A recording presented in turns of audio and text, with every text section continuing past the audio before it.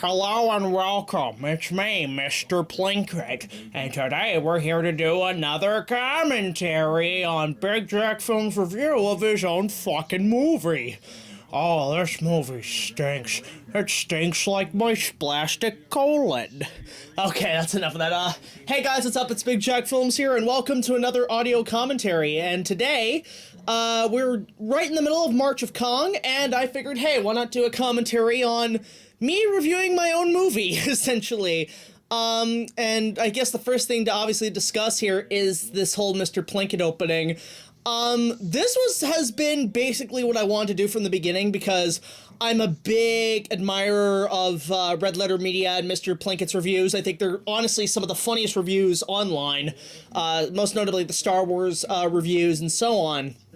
So it was obviously something I wanted to do from the beginning, and the reason I wanted to do it was because my buddy Thomas LOVECCCIO, who voices Gablor and a bunch of other characters on the show, does this amazing Mr. Plinkett impression, so I knew immediately I wanted to do something Plinkett related, and I might bring back Mr. Booty Plinkett at some point. I just don't know. And yeah, on my original channel it was 300,000 views. Now everybody wonders about this creepy chicken ranch. This is actually an abandoned farm that's right down the road where I live. And we were exploring it one day over the summer, and we discovered, like, it used to be like almost like a turkey farm or something, or a pig farm, and there's all these leftover bones and stuff. It's really creepy. But we found this location, and it is kind of creepy and cool to film in, so we plan to film a few more productions there in the future. So that's actually Bradley's hands as Mr. Plinkett there, because we needed some sort of chubby sausage hands that are related to Plinkett, essentially. But yeah, so basically discussing in terms of, you know, making this episode is that I knew once I started doing the fan films, the best way to end that era of reviewing the fan films was to obviously talk about my own film. I know there are plenty of other movies, Kong remakes out there that have come out post my film, mostly Luke's productions and so on, but I wanted to basically end it with my own remake. I mean, there may be a time I might go back and look at more. Okay, now this joke here, this is an in-joke for us here at the studio because Joshua Patello, one of our writers and producers on the show, he is currently working on this Star Wars fan film called Trials of the Dark Side, which we were involved in. I actually got to be in the Darth Vader suit, and we shot this thing a few years ago of us just filming this Kylo Ren versus Darth Vader fan film. And unfortunately, it's not completed yet. He's still working on it, but he's a perfectionist, so I'm gonna respect that because he wants to take his time on it. But we were just joking around how, like, everybody already beat us to the punch on that concept. And so nowadays, like, we're just waiting for our film to come out. So yeah, like, I knew I wanted to end the fan film reviews by looking at my own film, because I think a lot of films that have come out post that are mostly inspired by my own. Okay, now this bit here, okay, I already had this joke, but when I say, you know, can I just review Prime Survival instead? The original joke I had planned was that I was gonna just kind of go into, like, this whole, the legends of this film are legendary, and all this stuff that happened, and one filmmaker would remake his favorite film and pay tribute to it, and then without saying my name, I would cut to, Eric Bowser, I think? Or no, it's, damn, I can't remember who it is. I apologize, my friend. But the director of Godzilla Battle Royale, I would actually have, like, introduce him and make it look like I was going to review his film, and it would cut to him, the director saying, hey, review your own damn movie. But Billy DeBoss, that's who it was. My mistake. My apologies, Billy, because Billy and I happen to talk a lot. He's a really nice guy. So I was going to have him do a cameo, and unfortunately he couldn't make the timeline, so I just redubbed it a little bit in that area of the review. Dr. Whooms, because, okay, well, the thing is, like, when we were looking at a lot of the footage, I remember one of my friends, when we were looking at it, Wested in the film, I said, he looks like Doctor Who. I'm like, okay, I have to make a joke there at some point. One of the writers that helped me with mostly the riffing part of this review was actually Nick Jackson of Jackson Nights. Me and him sat through the movie, and we came up with a couple of jokes, so I took notes. So a lot of his jokes made it into this review. So thank you, Nick. So yeah, like, it was also, I really have to also really thank the fans for helping me write this review because, I mean, aside from the joke part with me and Nick, I needed to do, obviously, an analysis on the production on the film itself. So that's where the fans came in, because they pretty much wrote the second half of this. And I really, because honestly, like, when I was trying to write that review, my own personal perspective, I didn't want to basically praise myself. I actually wanted to get a fair perspective from the general public. So for me, I just kind of figured, you know, why not just ask the fans to help me write it, which was pretty cool. And again, thank you so much for helping me write this, guys. I could have done it without you. And yes, that is the original costume that Brett wore. I did keep the majority of the costumes from the production. And I actually did want to get Brett on board to come in and do a little cameo, and a few of the other cast members, but unfortunately none of them can make it, so we had to scrap that. That was one of the early concepts. But yeah, so like, it was all written by a bunch of the fans who were extremely helpful in coming up with the pros and cons of the film. And it was honestly really great to get so much feedback after I put that video out explaining what I needed. And I just spliced them all into one. Okay, I love that joke because, okay, I was first introduced to Ed Wood a few years ago by Josh, and honestly, it's now one of my favorite Tim Burton movies, and so any chance I can make an Ed Wood joke, I will, because that movie is amazing. Now, actually, one of the earliest ways we were going to review this was that I was actually going to film all the live segments at G-Fest, the convention in Chicago that celebrates kaijus and Godzilla and so on. And I had plans to do that, and unfortunately I just kind of didn't have time, so I basically wanted to still do this joke about me screening the movie and people laughing at it, so I did film a whole screening of the movie and kind of just, basically had it so I could do an audience reaction at some point to the film. And basically, yeah, like, I spliced that in, added a laugh track, and then had me in my sister's room doing the scene where I'm reacting to the projector like I was there. Again, I didn't have time to film much at G-Fest in terms of the review, so I just kind of did that. Okay, I know fart jokes are completely inappropriate and very childish, but honestly, like, people like fart jokes. Okay, that joke there with the Monty Python the Holy Grail, that was a joke I knew I put in from the beginning. I was just like, they see the walls, like, it's only a bottle. Shh. So yeah, it was just, and also, like, speaking of which, when we screened it at G-Fest, it was so successful. Like, a lot of people were really glued to it, and then afterwards they did a second screening the following day. Now, this joke about Bradley constantly dying, this was a joke we had when we were making the film, is how many times certain characters died, certain actors died. And there were a lot more that are seen in this that are not seen in the the review, because Bradley died, I think, a total of like 5 or 6 times, including in the Kong suit. But, okay, this is a flashback to when I did the Reign of Kong review, and honestly, I'm pretty proud of that review. That's probably one of my favorite episodes I've done of the show. That's a great one. And that's, like, a lot of people really respond to the clips of Kong movies being used as an in-joke. I plan to do more of that in the future. I really like those kind of jokes, and those all the way stem back to Nostalgia Critic during his early reviews. And yes, it is true, guys. That line that Jake does say in the movie was based on George Shrinks, because I did take a bit of the George Shrinks King Kongo episode and added some of that dialogue and bit into the script of my film. And actually, I still like that. That's one of the better parodies of Kong I've seen. Okay, the reason that came up, like the whole casualty bit, and you hear this guy in the background going, "Ah, fuck!" That actually happened. That's in the film, and it was an unintentional blooper. And the story about that is, what was it? Bradley, or Josh, was watching the movie on a VHS tape. Yes, I did record my movie on VHS and sent him a copy. And he watched it, and he caught that scene, and he called me up, and we just started laughing for a good half hour, 45 minutes of how funny that was kept in.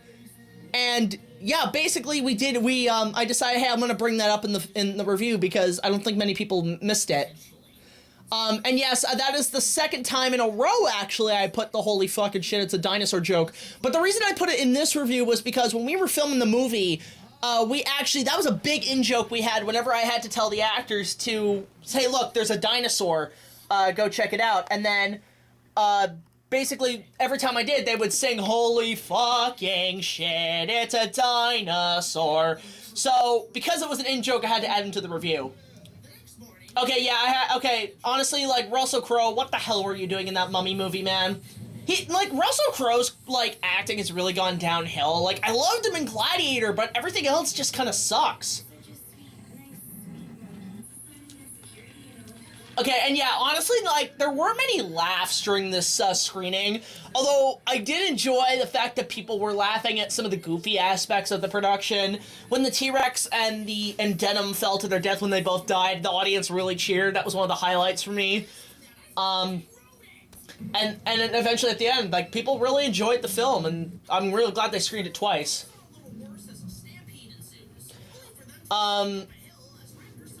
Okay, this joke coming out with the Wii bowling thing, that was only because, like, I remember seeing this Vine of this little girl who's on the swing, and she falls off the swing and rolls back, and they put the Wii bowling bit in. But I thought this was so funny. That was so funny I wanted to add it into this bit where, they, roll down the hill and the Wii sports thing comes in. That's the second time I've made that joke because, like, honestly, like, when we were shooting the swamp scene, at that point, Brett's hair actually got super long, and it went to full-on Weird Al Yankovic, so I figured I'd make a Weird Al Yankovic Jurassic Park joke because that's my favorite track that Weird Al did. And yeah, we were very self-aware when we were shooting this movie, and so in the review I do have to point that out. And this footage here from the movie is actually from the blooper reel, so if you want to see more of hilarious moments from the film itself, go check out the blooper reel. So, yeah, it was just overall really fun to do this review. I mean, the riffing part was pretty easy, and okay, I like this confrontation joke because, like, anytime I can make reference to previous reviews or films, I can do that. That was one of the first jokes I made in this review was when the Parasaurolophus came out, he said, yep, motherfucker, because Ducky is a, not really Parasaurolophus, but a Saurolophus, and, I just wanted to make a Ducky joke. Land Before Time jokes are always awesome. A lot more of what I talk about the making of this film can be seen in my commentary for the movie, which you can check out on my channel as well. But yeah, so like, what was I talking about? I'm actually running out of things to say in this commentary, because I want to save for the rest of it later. Okay, I always love making kind of disturbed facial expressions when I'm just like really kind of seeing something really off and creepy. I do like that, and I do like this joke with Jeff Goldblum going, "Mummy's very angry." I do like clip jokes; those are my personal favorites. Okay, this was probably because this was the biggest negative response to the film, was the fact that our T-Rex suit was pretty, like, looking back on it, I mean, it has effort, but we could have done better, honestly. So I knew this had to be a joke that I had to make. I had to laugh at how, because this got some of the biggest laughs whenever we screened it, and from, basically responses to the film. So I had to make a statement about it. I do feel like this whole laugh bit went on a little too long, but I just wanted to stretch it out. Because I think the more you stretch it out, the more it gets funny. Real talk. I know a lot of people actually wonder if I was gonna, like, were really afraid it was gonna continue. I was like, no, that's a perfect area to cut it. Well, that's the thing, it was an Amazing Spider-Man Halloween costume. And then, yeah, like, this is what I did have to point this out, because people wonder, why didn't you just use the inflatable T-Rex suit, for the Jurassic World movies? It's like, well, at the time we got it, you know, it wasn't around. And yes, that is a legit response from the screening at G-Fest, and that was wonderful to get people to react to that. Okay, again, this was a joke I had to make because I think this was a Nick joke. This was a Nick joke. You know, where it's like, you are the father. And honestly, it's really hard to find, like, a good clip of Maury saying that, believe it or not. It's really hard to find a proper one.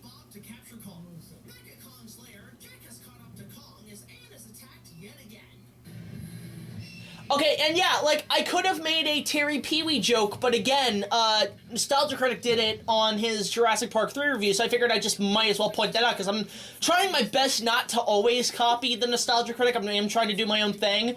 So whenever I know that a joke's coming, I'm going to point out somebody else already did it.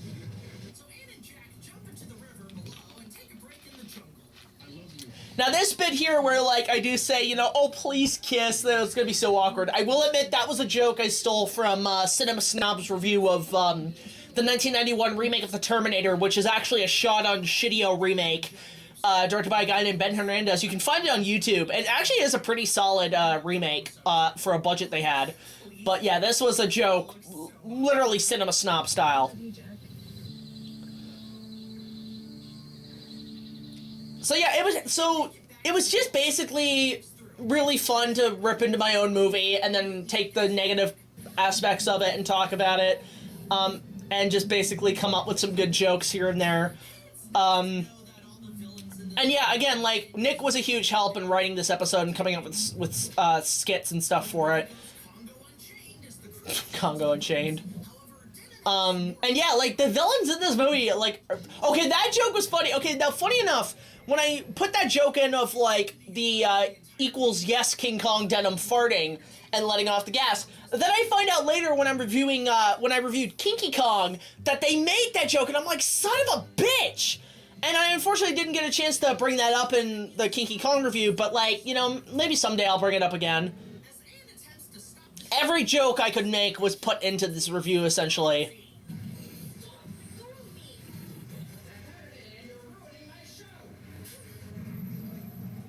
It's funny, I'm trying to figure out what to talk about this episode, but so a lot of it's completely blank.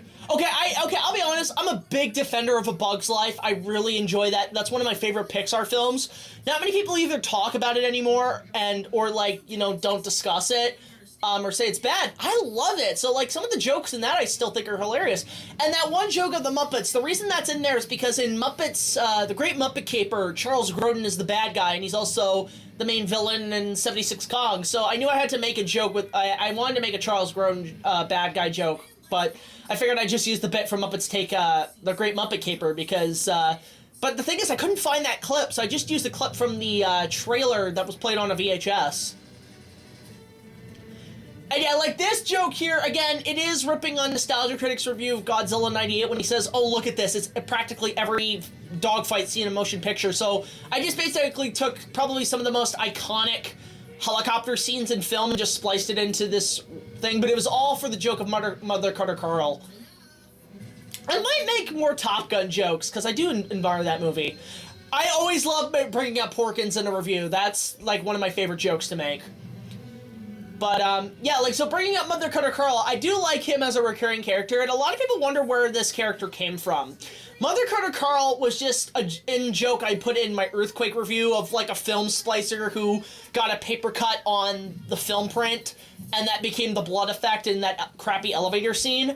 But since then, I wanted to expand because I really liked playing that character as just basically this film splicer who constantly gets hurt, and another influence for Mother Carter Carl was actually my dad, because my dad served in Vietnam, and then later on he worked in the music business, and as well as, like, being kind of this sort of Jeff Bridges, the dude from Big Lebowski kind of character, so kind of splicing all that into one. And I do want to do more with him, because I think he's a really funny character, and a lot of people seem to really respond to him. Now, honestly, this was a joke I wanted to make because when I read the 96 script of Peter Jackson's draft as well as the 75 script, it kind of implies that that is the original girl from the film, and that, like, it's like, oh, this happened 80 years ago and, well, we don't talk about it anymore. History repeats itself, and making a funnier joke like that than, you know, normal. Okay, that Kevin Bacon joke, talking about, like, I'm gonna go out into Central Park and bring my little girl and talk about a movie about a wolf voiced by Kevin Bacon. That's a Bolto joke, and I really like Bolto. Now here's Bradley and Evan, two people who were in our Kong remake. Bradley was Herb, and Evan was Bob, and they've held down a lot of other review projects. So I wanted to just do this bit. It's kind of like intervention. So I had this idea where it's like they would basically grab me and put me back in the chair to review it.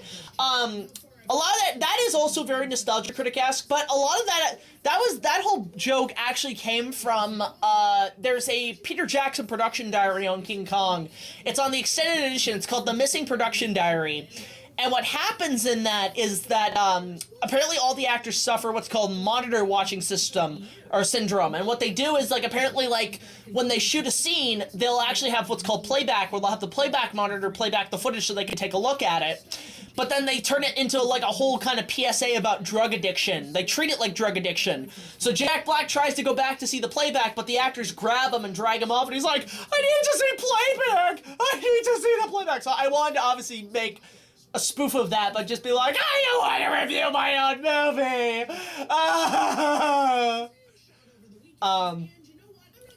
So yeah, there will be a documentary at some point on the making of this film. I am still working on it. I've got a lot of cast interviews, but I'm still waiting for the 3 main actors for it. So there's a lot more I want to go into during the production of this thing. And more you can probably find either in the behind the scenes that Bradley does or in the audio commentary, but yeah, a documentary is definitely coming. Love the changes of their personalities, and many of the actors do a great job. I will agree. Brett and Jake and the 3 leads are the best part of the film. Brett is very much a charismatic action hero. Jake was just chewing up scenery as the villain, and then Savannah felt very genuine when we were filming. It was really the first time I worked with any kind of actress that was new to the material, and she was able to blend into it right away. Anytime I can make a Big Lebowski joke, I will. Because, and that's the thing, Brett was essentially Jeff Bridges on and off the set. Because he really has that kind of sense of humor. And the thing is, like, I want to get Brett in more reviews at some point, but the thing is now he has a kid. And obviously, you know, being a parent comes first. So, you know, at some point, maybe we'll get him back on, and get him to do another project. It just depends on his schedule. Yeah, I do point this out more in the commentary, that I did base a lot of it on anime high school girls in terms of Anne's character. And yes, I do make a Kagome joke here because, again, Inuyasha, best anime of my all-time favorite anime, so anytime I can make a joke about that, I will. I do maybe at some point want to review the series. I just don't know how, essentially. Maybe the movies. Maybe the movies I'll take a look at some point. Yeah, you know, okay, Frozen is overrated, but you know what? Some of the jokes work in that film. I will admit. Like, I do kind of like it. And that's the thing, people seem to like this character the best. Like, they love to hate him. You know, or even like Joffrey in Game of Thrones, they just love to hate this character. So, I think that's one of the best. I think a lot of people can agree, like, I've gotten a lot of feedback from people saying, you could write really great villains. I'm like, I know, right? I get a lot of, like, praise, especially on fan fiction, of people really praising my writing skills.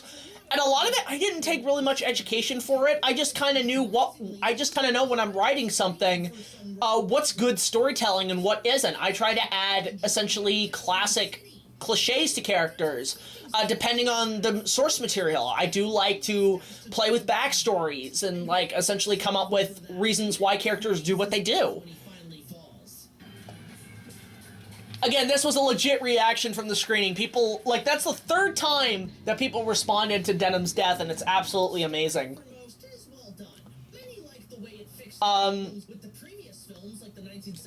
Yeah, I did try to basically, when I was making the film, I actually did basically take all the previous films and put them all into one big sandwich. And a lot of it did come from those canceled drafts that Universal was going to do in 75 and 96. A part of me would like to know if there does exist a John Landis script, because I know John Landis was involved with a remake back in 1990. But if there was a script, man, I would love to read that. Or, you know what? Here, I'm gonna make a challenge to my fans. If any of you are on fanfiction, try to do a remake of King Kong, like, write a remake, but write it around the rides at Universal Studios. Like, try to make the rides part of the story, which would mean it, like, the whole King Kong encounter and confrontation would take place in, like, the late 80s, early 90s. Somebody make that happen. Like, make a Kong movie that takes place in the 90s, and I'll read it. The only nitpick some have had is that Skull Island doesn't have a lot of screen time, since some wanted to I was actually surprised by that response that people wanted more on the island when we had a lot of concepts and dinosaur sequences, and some of them I had to sacrifice either A, because they were impractical, or B, because they just padded the story, but I just wanted to condense it down, because you gotta remember, the original cut of this movie was 4.5 hours. Now, I could have technically made it a mini-series, but I decided not to. I just wanted to just basically make it a full-fledged feature. Yeah, I mean, like, people wanted to see more of the island and explore it, but I just really was more focused on the story itself. So, go watch the Skull Island Natural History documentary for that. Very impressive, and the film clearly had a lot of effort put into going back to the 1933 style of special effects. Yeah, and that's the thing, like, I was trying to basically take the style of effects from the previous practical films, like, basically from the 30s to the 80s, and basically incorporate more of that into modern technology, which, because the thing is, I remember seeing on YouTube, somebody took some of Phil Tippett's stop-motion puppets from the Jurassic Park, because you gotta remember, the original Jurassic Park was supposed to be, the wide shots were supposed to be done with Phil Tippett's go-motion or stop-motion technique, but then CGI came in and pretty much changed the industry. But somebody had taken Phil Tippett's early animation test and actually added motion blur to it, and it actually looked like a CG model. But the thing is like, so that's what, you could do that now, where you could take, like, stop motion with modern technology and actually incorporate it to where you can make it more smoother and make it more like CG, but what's cool is it still remains real. It still looks real. Okay, now because the Ed, Edd n Eddy sound effects memes were going everywhere, I figured I'd just take my hand in it and just add my own, so... I know somebody did it with the Peter Jackson film, but I just thought I might as well just add that because of how goofy it looked. A lot of this footage does come from Prime Survival, and I will admit, Prime Survival, out of all the Jurassic Park fan films I've seen, is probably my personal favorite. I know, like, there's that one that's, like, takes place before Fallen Kingdom that just came out with a lot of famous YouTubers, but I found that film to be a little actually disappointing, honestly. Like, I get they went to the locations where the movies were shot, but honestly, I felt it was, the sets overrided the effects and action sequences, unfortunately, but I personally like Prime Survival a bit more. And yeah, these are legit behind-the-scenes footage that you'll see in a later webisodes that we're going to be doing more of the behind-the-scenes episodes.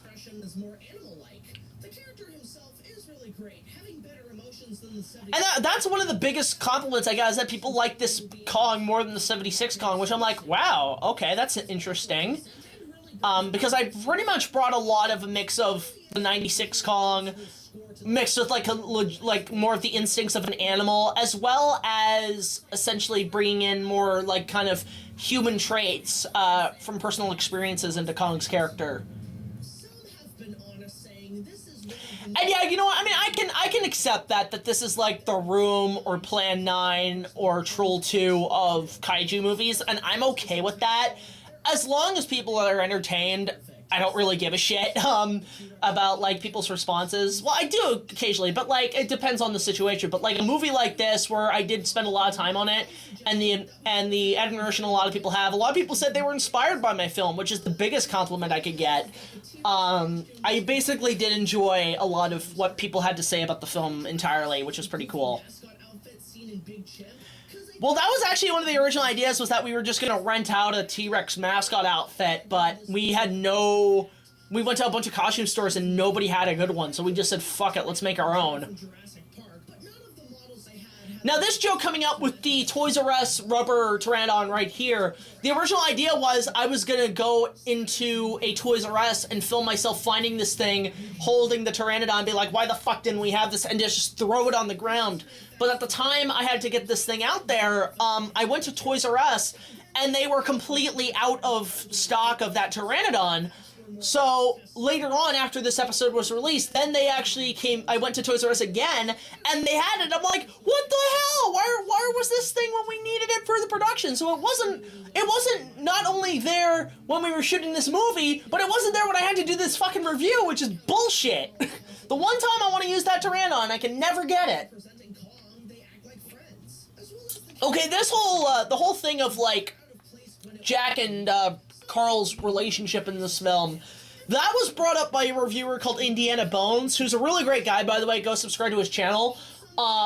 He reviewed my film, and he actually gave it a pretty well-praising review, but he also did point out a lot of the plot holes and, problems with the film, and they were actually reasonable, and I didn't realize it until he, discussed it. So he not only treated it like a review of a fan film, he treated it like a review of a legit movie, which I can really tip my hat off to, Indiana Bones for that, so thank you so much, man. And yeah, go subscribe to his channel. He's a really great, YouTuber. Really, he's a very underrated reviewer.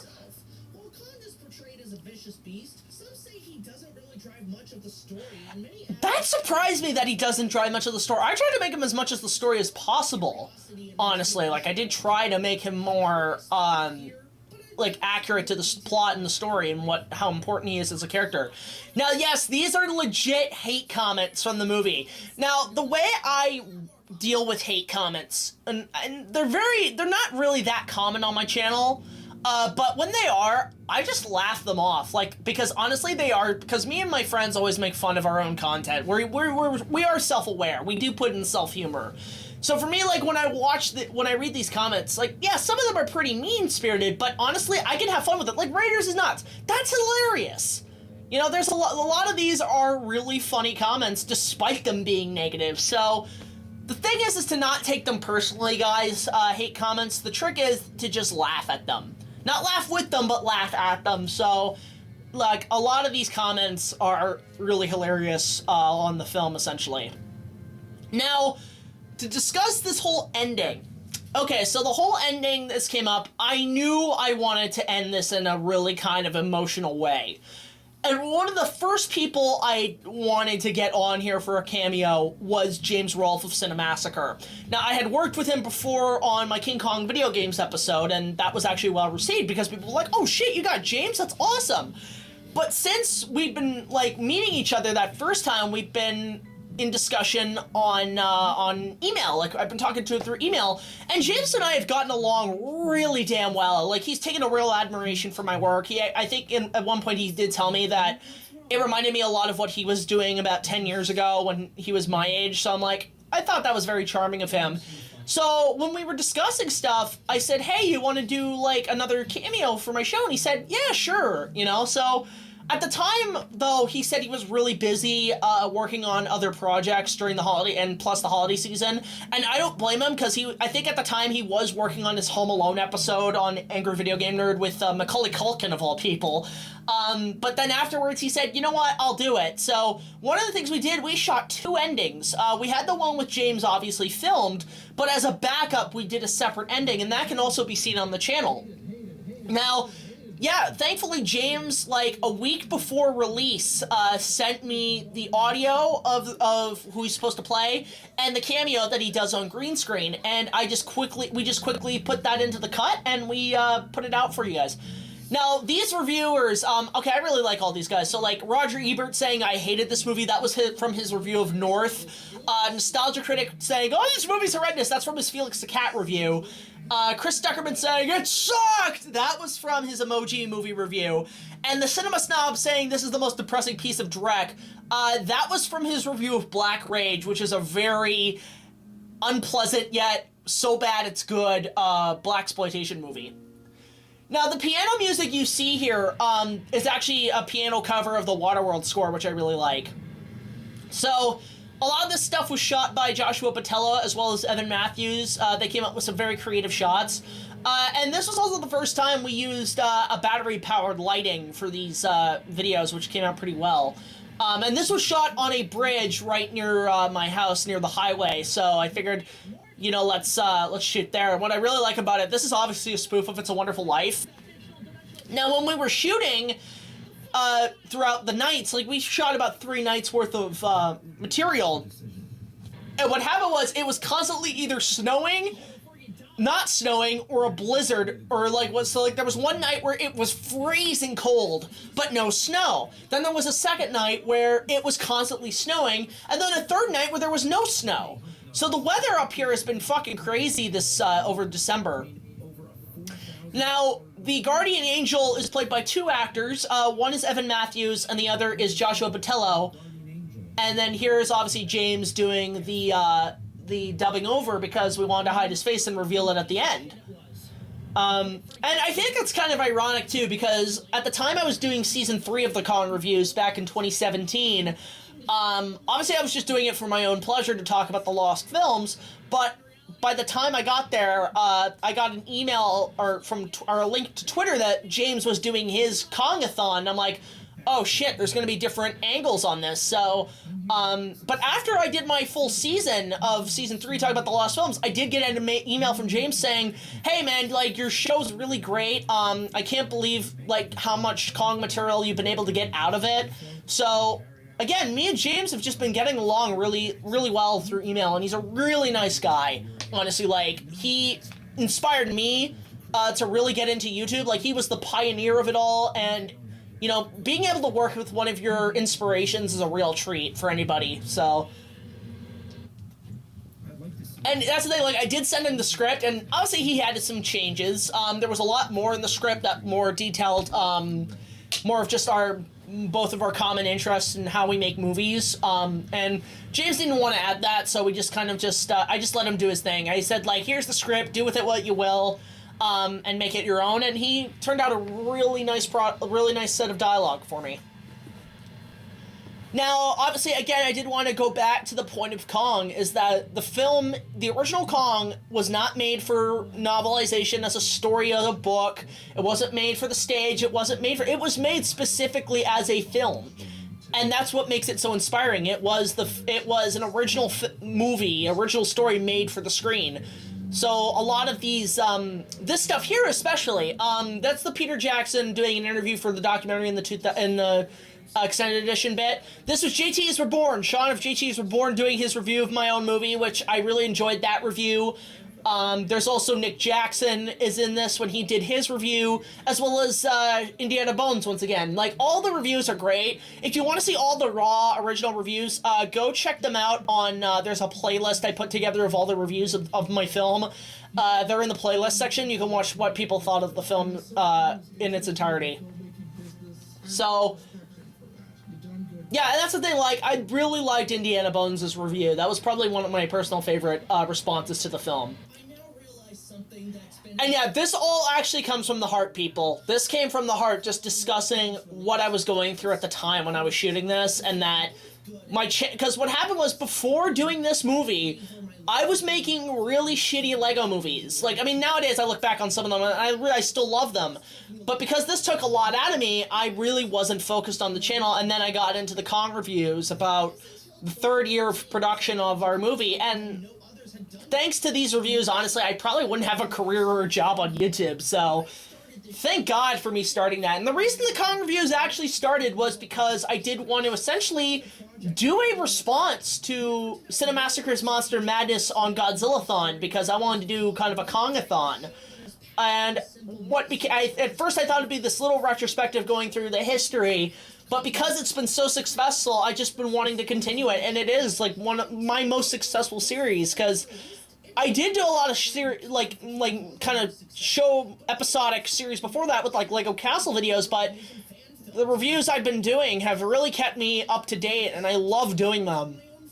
So, I'm really happy with, overall, how many, and God, we're getting close to 100 episodes, aren't we? Which is amazing. So, I do have plans to do an official 100th episode, as well as a 100th episode of the Kong reviews once we get to that point. But we're still in, like, what, the 60s or 70s of episodes? I'm not too sure really anymore. I think this was the 60th episode. I believe. Let me check. I'm not sure. Yeah, I have no idea. And yeah, the 7.6, like, that's a reasonable review, but it's also a kind of nod to the 76 remake, which I really like. And yeah, here you have James revealing himself, and in the original cut, we had used we had actually thought about, at this point with the music, using kind of a slow version of the Angry Video Game Nerd theme, as if it wasn't obvious enough. You know, like, once he reveals his hood, you're gonna hear da da da da da da da da.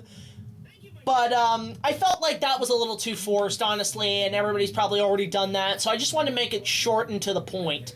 that it was just James, one of my biggest inspirations to help me cope through my own film.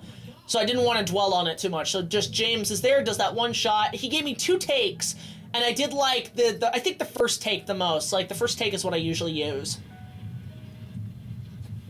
Now, yeah, like, the ending was gonna have me going back home seeing 18, but this was actually a note from Brad, because I showed him the original cut of how it all went down at the end with me going back in at home, but he felt it would have been more stronger if I just ended it right here on the shot. So I agreed with that, and it actually, I felt, was more emotional for the episode. So yeah, I'm overall really happy with how this episode turned out. I hope you guys enjoyed it. Again, thank you all so much for all the fans who helped commission and write this episode. Thanks to Nick Jackson, James Rolfe, JTISREBORN, Indiana Bones, and so on for helping with this episode. It actually came out really well. It is one of my favorite episodes. BAETEEN as well. Thank you so much for providing the voice of 18 in this episode. And yeah, it was overall a really great experience. So, I guess this is where we're going to sign off. So, until the next video, guys, like, comment, subscribe, and I will see you guys later. This is BigJackFilms signing off, and let's continue with the March of Kong.